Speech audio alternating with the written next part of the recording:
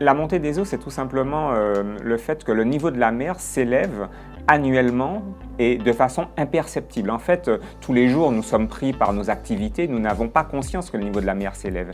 Mais les mesures les plus fines indiquent que chaque année, le niveau de la mer au droit de la Martinique et de la Guadeloupe s'élève d'environ 2,5 mm. Alors bon, quand on parle de 2,5 mm d'élévation, ça fait sourire tout le monde parce que bon, ça paraît tellement dérisoire. Mais sur plusieurs décennies, cette élévation, elle commence à être de plus en plus perceptible. La preuve, c'est que les plages commencent à disparaître. Et pourquoi disparaissent-elles? Tout simplement parce que les vagues déferlent plus haut sur la plage et déferlant plus haut sur la plage, elles vont mobiliser plus de sable et donc happer ce sable. Donc c'est le processus d'érosion côtière. Donc ce processus est bien en cours en Martinique et on sait que d'après les projections qui ont été faites, on sait que d'ici les années 2060, la Martinique perdra environ une cinquantaine de kilomètres carrés. Il n'y a pas de solution miracle, malheureusement.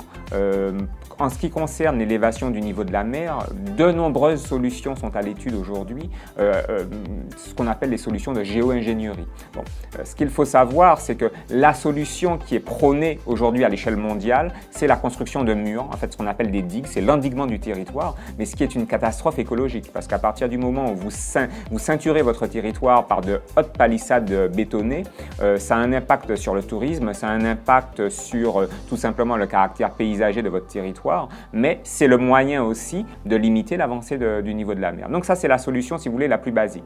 Maintenant, il existe plein d'autres solutions qui sont testées, mais qui pour l'instant n'en sont qu'au stade du test, si vous voulez.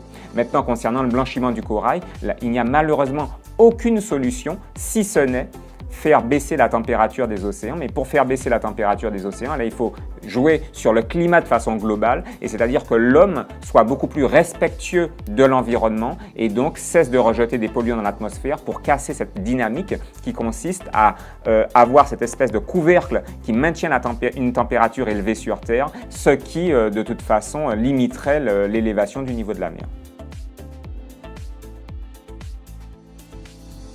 Mais l'homme, de toute façon, est à l'origine de ce phénomène et il l'amplifie fortement, puisque malheureusement, de nos jours, l'homme n'a pas encore bien saisi que ce sont ces actions qui sont à l'origine de ces mécanismes.